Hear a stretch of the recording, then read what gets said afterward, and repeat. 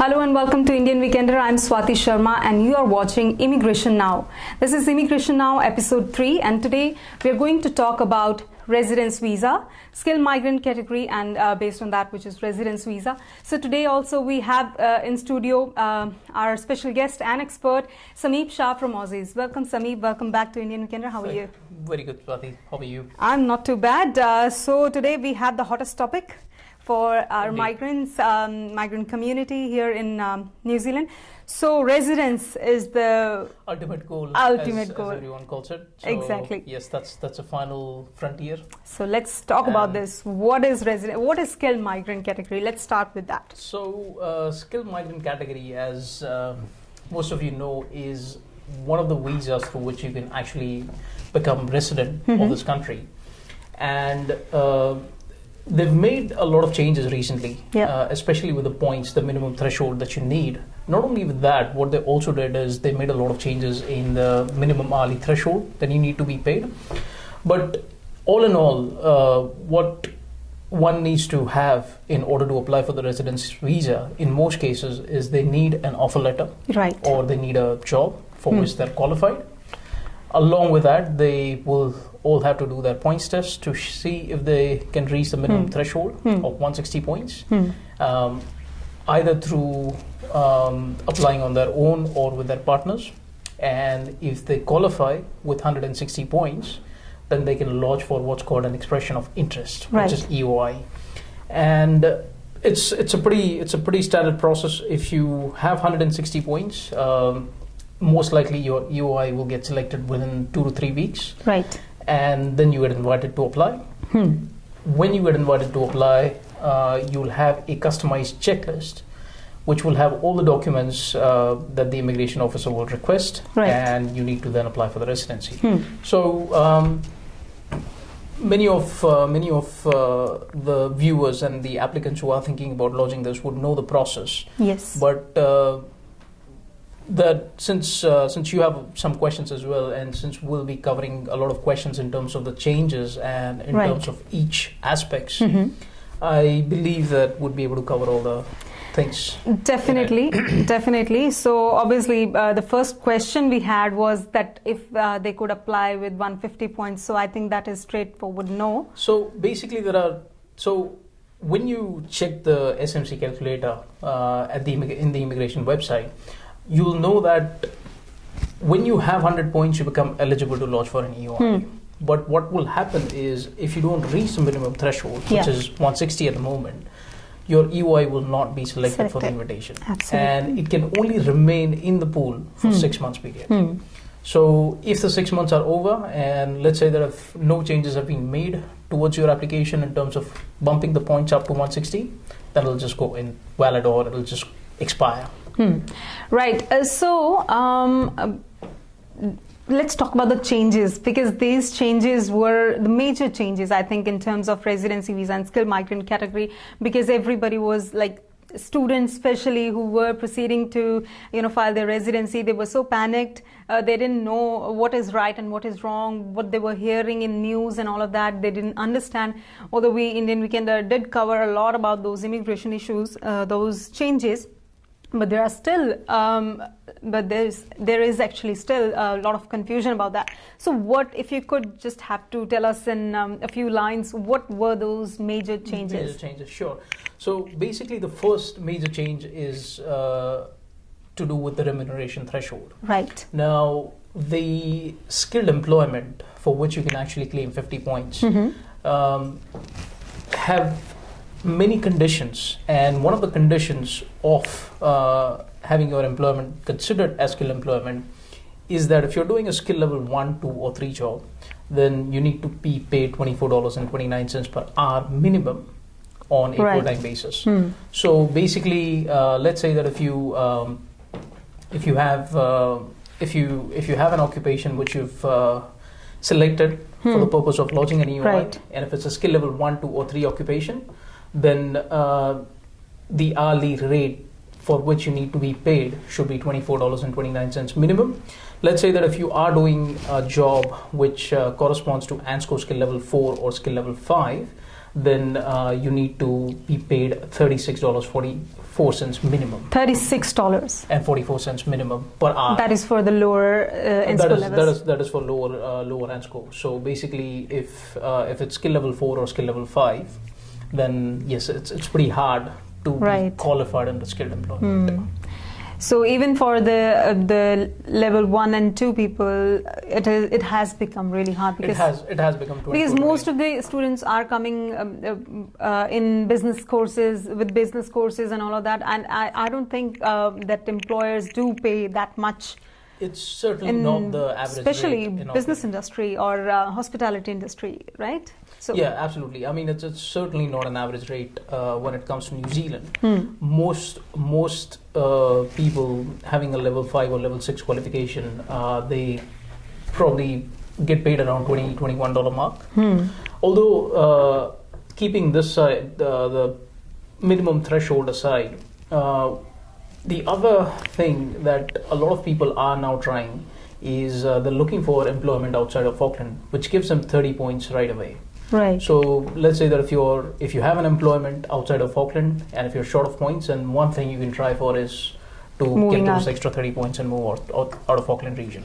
So I heard that there was one time there was extra points even if you were completing your qualification offshore, like out of Auckland. Is that still there? For the qualification, you don't get any extra points. You do get bonus points. Now, the way the bonus points works for qualification is, if let's say, so there are two avenues from which you can actually gain points for qualification. So the first is just the standard. So let's say that if you have a level 4 to 6 qualification, in some cases if you are doing a level 3 qualification which is exempt, then you can also claim 40 points. But in most cases, if your qualification falls under level 4 to level 6, then you can claim 40 points. If your qualification falls under level 7 or level 8, then you can claim 50 points. And if your qualification has level 9 or level 10, then you can actually claim 70 points. Wow, okay. But apart from that, you also get points for studying in New Zealand,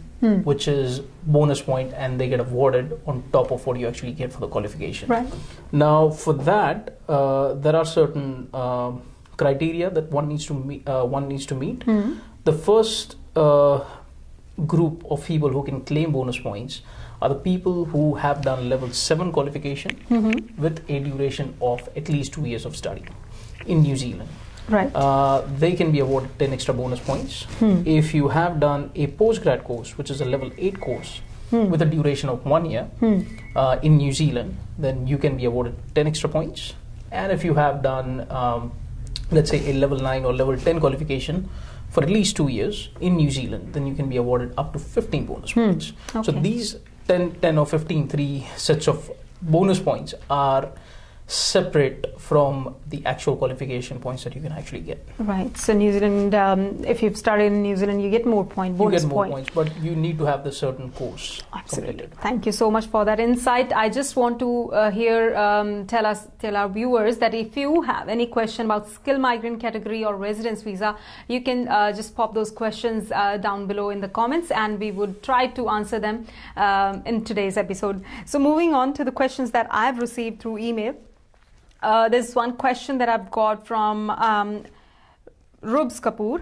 What if the resident visa for skilled migrant category is declined with main reason stated by Immigration New Zealand as job role not skilled enough or doesn't matches as per NSCO? Can we still get 2 year of employer assisted work visa or on same profile if we apply again after residency declination? Okay, well, from what you've described, if you are currently already on the employer-assisted visa, and if your residency has been declined, then you may not be able to apply for employer-assisted again unless you've done the studies again at a higher level. What the visa that you can look into applying for is the essential in this case. With regards to why your residency got declined, we can only have more insights once we look into the rejection letter and see why exactly it has got declined. Right. Okay. So, Mr. or Ms. Kapoor, I don't understand quite with your name, but if you have more questions about your particular case, you can discuss with Samip, and you can call them and discuss your case. Moving on to the next question we have received on our live video is from Bhanmati Kumar. Hi, I apply my partner's visitor's visa. How long it will take?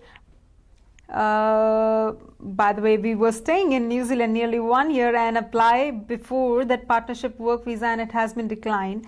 I think we would take that question in the next episode probably when we discuss partnership visa. We would appreciate if you could just send us the question regarding the residency visa. All right, so regarding the residence visa, can we also discuss the family category residence visa? So with the family category, basically the most popular category, which is the parents visa, they are currently, that category is currently closed. And we've been hearing rumors that it is going to open soon. It's under review at the moment. So they are going to come back to us by June 2018. Right. And by us, I mean all of us, just not the privileged just not two of us. But yes, they have stated on the website that they will be announcing more details about reopening this category or anything else by the June 2018.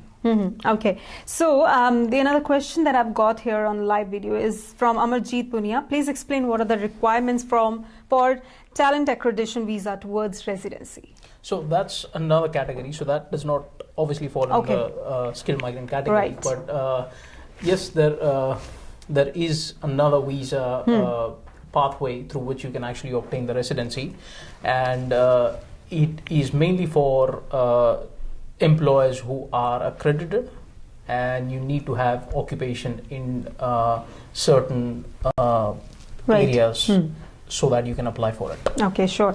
So we've received feedback from our viewers that we need to speak in Hindi as well. So आज हम थोड़ा mix session करेंगे.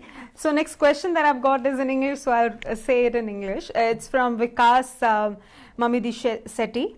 I'm working as a fiber technician for Chorus, and I'm working in it from past 8 months. As my pay do not match the required pay for residence, can I change to another company which meets the required pay for residence and apply for my residence after changing the job?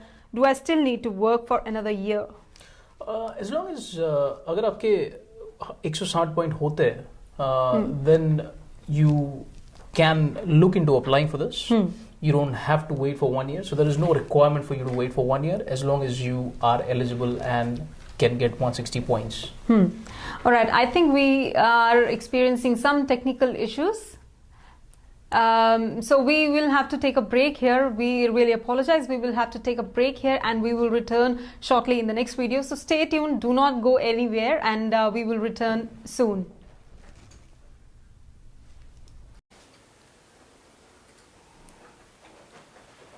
Welcome back to Indian Weekender. Sorry for the interruption. So you're watching Indian Weekender. I am Swati Sharma, and this is Immigration Now, episode 3. Today we are discussing a skilled migrant category residence visa, and with me in the studio is Samip Shah from Aussizz. Welcome back, Samip.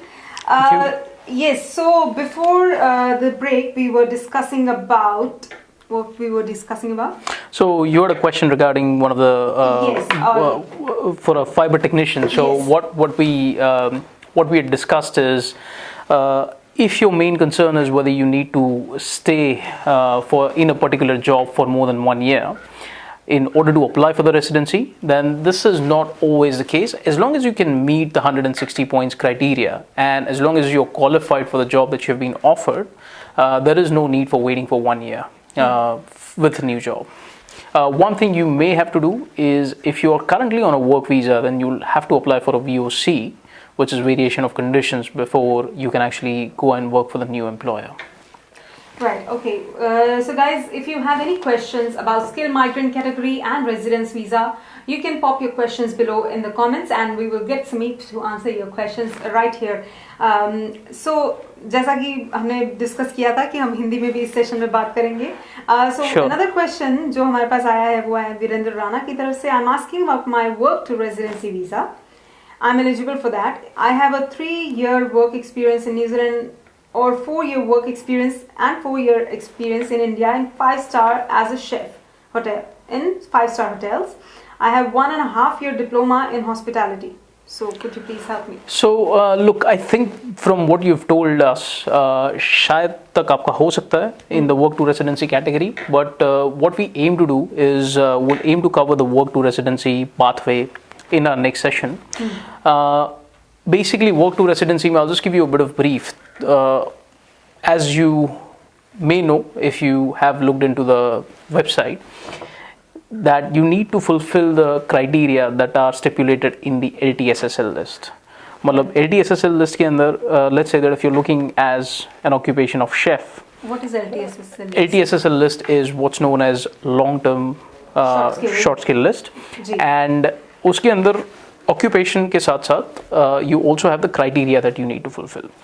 तो जहाँ तक chef की बात है वहाँ तक chef के लिए 2 criteria है. The first criteria is that you need a diploma level relevant course. And along with that, you also need 5 years of work experience, in which you need minimum 2 years of experience as chef de partie or higher. So, अगर वो criteria है, then you meet one of the criteria for the WTR. And as for the other criteria, we'll need to see whether you qualify for that or not. Sure, thank you so much. Samip, हमारे पास हिरण्या हते से एक question है. Hi, any chance about thresholds being lowered down or categorized as per the different sectors? As I work in hospitality industry, where pay is not good enough as compared to the other sectors, IT or so.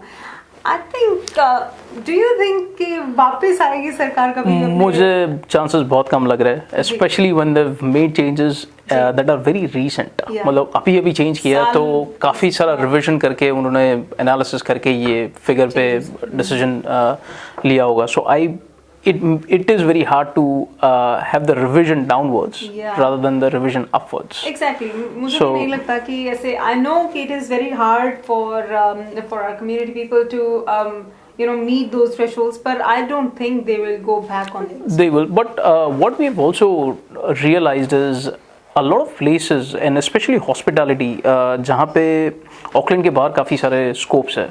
Especially Rotorua or other places, either in North Island or South Island. And a lot of employers have settled down with this rate of 24-29 in the recent days, in which they realize that if they want good employees who can commit to long-term employment, then they have no options but to pay them so that they can support them for the residency. Absolutely. और I think जो hospitality industry है उसमें काफ़ी ज़्यादा जो लोग हैं jobs के लिए available होते हैं, इसलिए उसमें इतना competition भी नहीं है कि restaurant owners को या hospitality industry में उनको कोई ना कोई मिल जाता है. कोई ना कोई मिल ही जाता है. Exactly. कम पैसे में भी काम कर लेता है. So कर सकते हैं यार. Sorry about that. Moving on to next question we have from Ankit Patel. I have essential skill visa for 3 years from chemical operators from pharmaceutical industry. Can I apply for resident visa when I have sorted my wages to the threshold? And can I get the same visa again, which is essential skills? Sure. So basically we come down to the same thing. We'll just have to see whether you can get 160 points. So along with the job, 160 points लाना भी उतना ही important है. So if let's say you fix a threshold and you start getting paid $24.29 an hour on a full-time basis, दूसरी चीज़ इसके बाद हमको जो check करनी पड़ती है वो ये है कि whether you reach 160 or not. And if you do, then there is no reason why you should not be able to apply for the residency. Sure. So there you go, Ankit. You just need to sort out your points, I think, first of all. And okay. So next question is from Ravi. He said he's done level 7 diploma in business management, but I had electrical engineering back in India, and I have an automation experience, and I have opportunity to work here as automation technician. So my question is, Am I eligible for automation technician, and can I get work visa or PR from this job? And what are the criterias I need?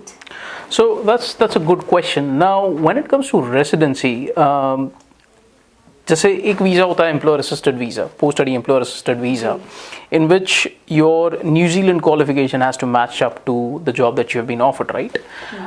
Like we discussed in the second episode. But for residence visa, they don't actually require your New Zealand qualification to align with your job offer.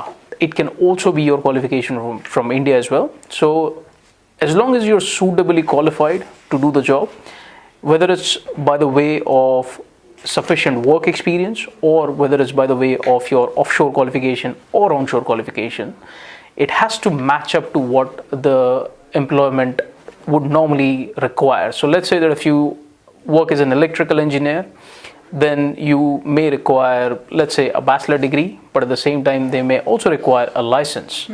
As long as you have those two things, then you are suitably qualified. So it doesn't have to be New Zealand qualification. Right, okay. So moving on to the next question, I just want to remind our viewers here that if you have any questions about skilled migrant category or resident visa, which is one and the same thing, you can pop that in the comment section. So the next question we have is from Anandu Suresh. I got a level 7 degree in electrical and electronics, which I converted when I converted my degree in India with NZQA. Currently, I am working as an apprentice electrician. With this, am I able to apply for employer-assisted work visa? If not, will I get a resident visa if I only have $18 per hour salary? Answer to both questions, unfortunately, is no.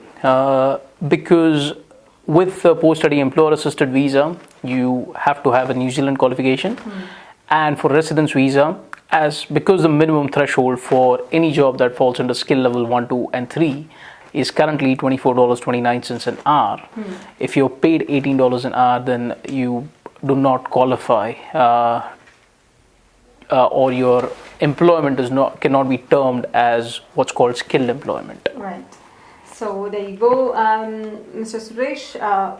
So next question we have is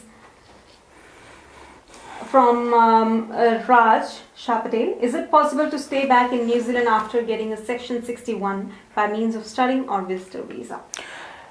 You will have to try and become lawful as quickly as you can, and you will have to apply for the visa that you intend to work. So let's say that if you intend to visit or if you intend to study further, then you have to apply for that visa.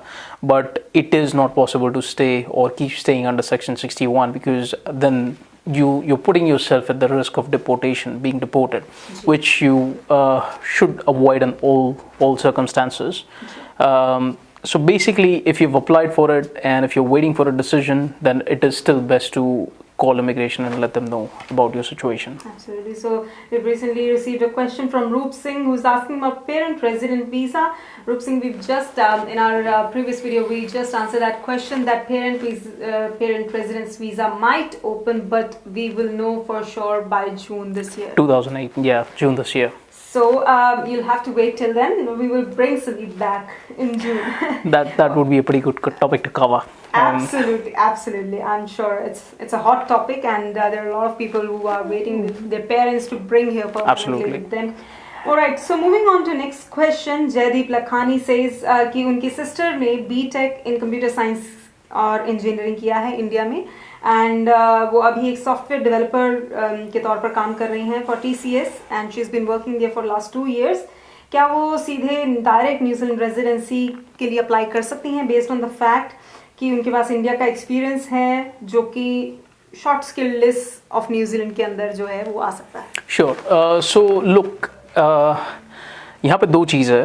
The first is what you mentioned is, let's say that उनका जो occupation है वो अगर long term, which is the LTSSL list, अगर उसमें है, and if she meets all the criteria of the additional requirements from that list, then the work experience that she may have gained from India or from any other countries apart from New Zealand can actually be considered even though they're not from comparable labor market countries. So what comparable labor market countries are is the Immigration New Zealand has actually come up with the list of countries from which you can actually, these are the countries they're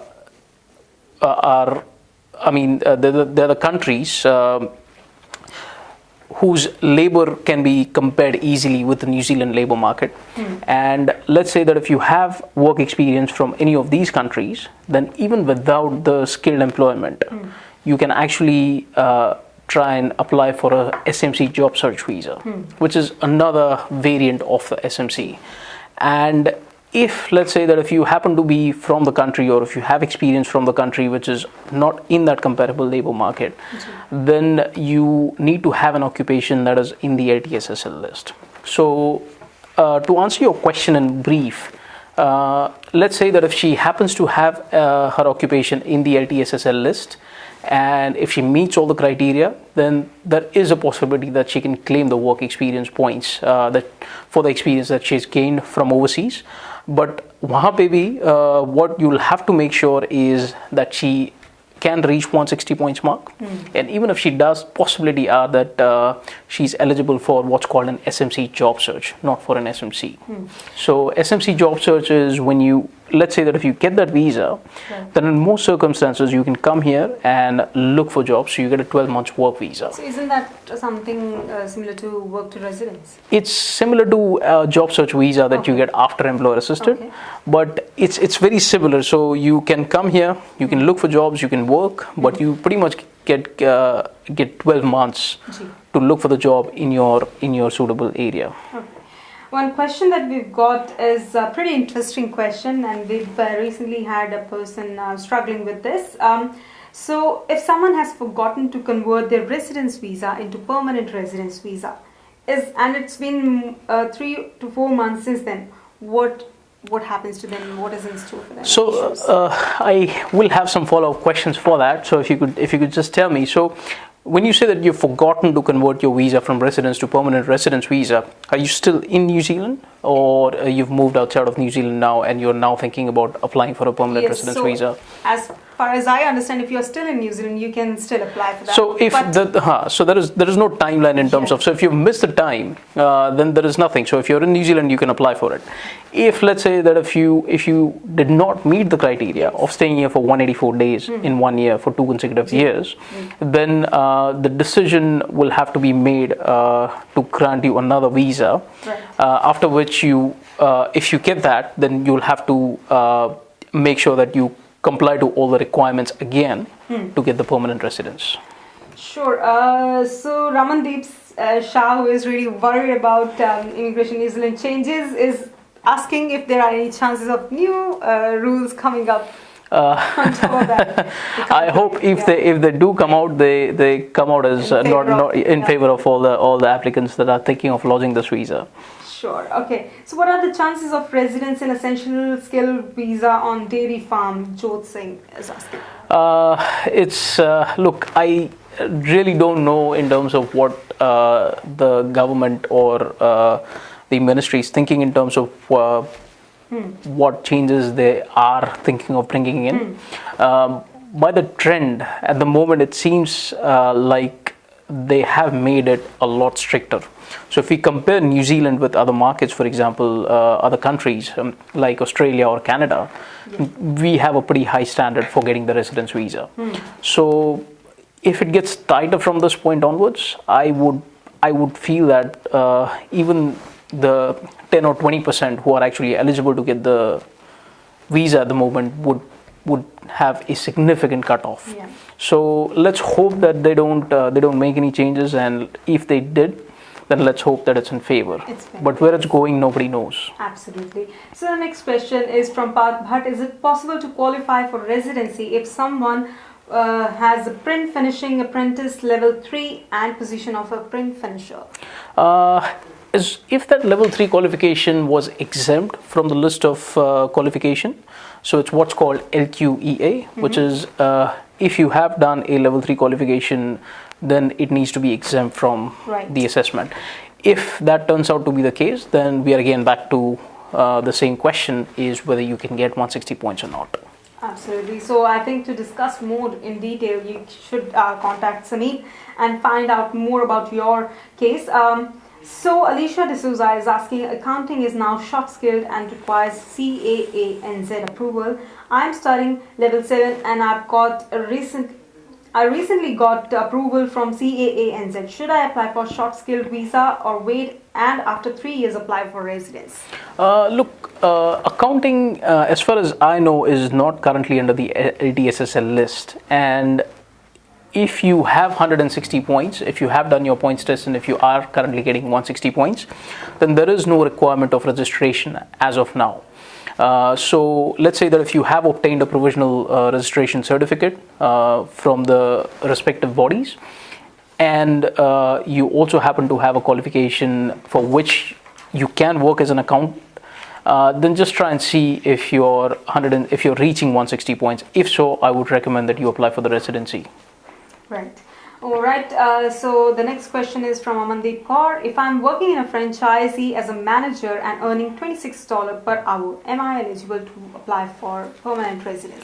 So that's a good question, because I want to draw out this confusion that a lot of people have these days, is that if you are working in some sort of franchisee, then you can't really apply for any kind of visas, either it's work visa or resident visas. Yeah. That is actually not the case. So Immigration New Zealand has not come out and said that you can't apply for certain visas if you're working in a franchisee business model.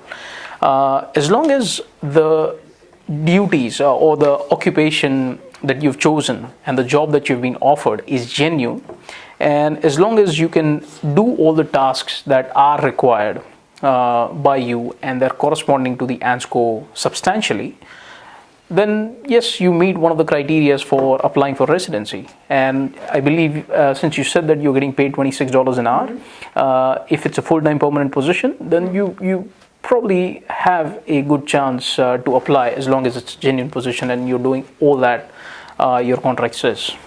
Right. So the gentleman who asked the question about her sister's software development course has a further question. Is asking, if she gets her Indian qualification assessed by NZQA as a level 7 before filing her application, can she claim 50 points for her SMC job search visa or residency visa? So if it's been assessed and if it's level 7, then she has 50 points out of 160 for claiming points for the SMC job search visa. Right. Okay. So we'll quickly move on. We've been flooded by your questions, so we'll quickly move on to the next one. So Harpreet Singh is saying, I've been working in a nursery for like 3 years as a nursery manager. I've got diploma in management level 5, 6. Recently I got 6.5 in IELTS. Is there any chance of residency with management course? Thank you. It depends on what you're doing as a nursery manager. So the best way you can do a pre-assessment is if you know what corresponding ANSCO code your occupation or your job falls under, just see what skill level that job is. So let's say that if it happens to be a skill level 2 job, then you need 3 years of relevant work experience to be termed as qualified, or you at least need a diploma or higher to be termed as qualified. Let's say that if it happens to be a skill level 1 job, then you need to either have a bachelor degree or higher in the relevant qualification, or you need to have minimum of 5 years of experience. So if you are working as a nursery manager and if you're suitably qualified to do the job either by way of experience or qualification, then once again try to see if you can cross 160 or reach 160. Yeah. To see whether you are eligible. Yes, absolutely. You wanted to add something? So no, that's pretty much it. So again, there are 2 aspects. So one aspect is, yes, you need to have a valid offer letter or valid job, and for the valid job, you have obviously the threshold, the hourly threshold, the permanent nature of the contract, or at least a contract which goes on for 12 months. Along with that, we also have to make sure that there are 160 points that you can collect. Absolutely. All right. So Jitu Prajapati is saying, is there any chances to decrease point in Auckland because of less number of employees in retails as well as engineering?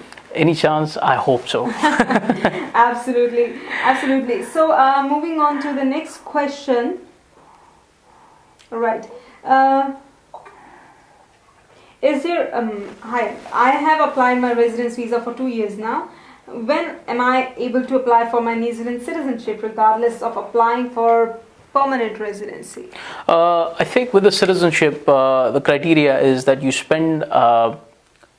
I think it's around 1,200 days out of 1,700 days. So if you calculate that, then you need to be in New Zealand for 8 months in a year, for 5 years as minimum, to be able to apply for to be able to apply for the citizenship. So basically, does that count from the day you arrived in New Zealand, whether it was on student visa or? It has to be on residency. On residency, yes. You have to be in this country for at for least 5 years. So 5 years, the way they calculate 5 years is that you can be away from New Zealand for a certain period of time, and that's why the number, which is not the exact number again, but it's anywhere between 1,100 days to 1,200 days out of the 1,700 days, which is 8 months out of 12 months. Right. So you have to be in the country at least for 8 months every year. For the 5 consecutive years. Yes. After your residency, doesn't matter if it is permanent residency or just a residency visa. All right. So after getting resident, Nitin Ranjan is asking, am I not eligible to get student loan or student allowances? Why I have to wait 3 years? Is it not a waste of time? So look, that really depends on what the policies are. But I'm pretty sure as a resident, you'd not have to pay as much as what an international student would pay for any tuition fees. So I'm getting a lot of questions about, are there any changes in the rules coming soon? So I think, as we discussed before, we will only know when they come, and we can only talk about the rules that exist right now. We can't tell that if there are any more changes to the rules coming. So I'm getting a question from, I think, a person in India, Paras Tandon, who is saying that I'm a company secretary, LLB in India, and working experience 5 years.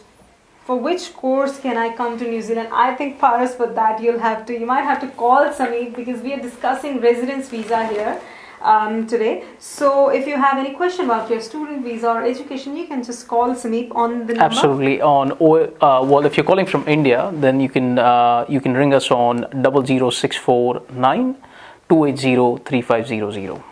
Right. Okay.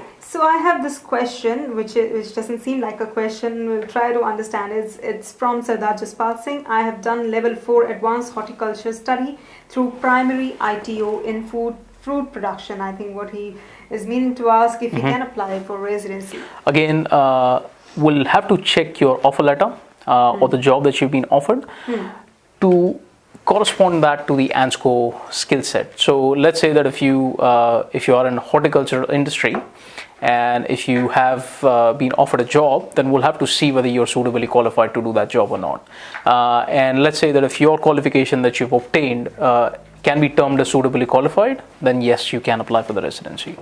Right. Okay. So we'll take this last question because we are running out of time, and we will definitely continue this topic in our future episodes. But we'll take this last question from Sandeep Dhanua. Hi, I did level 7. My job is on skill level 2. Shall I need an experience at level 7 to apply for a residency? Look, if the qualification that you've obtained is sufficient, and if it really depends on what your previous qualification was as well. So let's say that if you are doing a skill level 2 job, then level 7 in most cases should suffice, and you may not need the experience as long as the qualification is relevant to what you've been doing or what you are doing at present.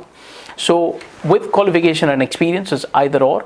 In only some cases you need both. You need qualification as well as experience. But in most occupation, you either need a relevant qualification or you need substantial work experience Absolutely. So we will have to quickly wrap up. There's one question which I just want to acknowledge about the talent visa. We will discuss that in our upcoming episodes. But all of you whose questions could not be answered today, we would request you to email them to us at reporter@indianweekender.co.nz, and we will definitely discuss that in our upcoming or future episodes. So that's it for today, because we won't be able to cover all of that. Thank you so much, Samip, for coming here. That's fine. And answering all these queries. So anybody who wants to reach out to you, who wants to get their questions answered or want to discuss the case with you, how can they call you or reach you? Sure. So if you have any questions regarding your residency, whether it's for Australia or New Zealand, then you can ring us on our toll-free number, which is 0800 287 749. And we can surely look into doing an assessment based on your profile, which is your qualification and experience, and give you a qualified advice in terms of whether you may be eligible or not. Absolutely. So I just want to mention once again here that Samip is a registered, licensed immigration advisor from Aussizz Group, New Zealand, and you can call them, contact them any time of the day to get your queries answered or discuss your case. Thank you so much for joining in today, and thank you so much for sending us all your questions. If your question wasn't answered, I would repeat that you can send it to us either on our Facebook page, Messenger, or email to reporter@indianweekender.co.nz. You can also let us know what topic do you want us to discuss in immigration now next. Thank you so much for joining in, guys. That's it from us. Thank you and take care. Thank you, guys.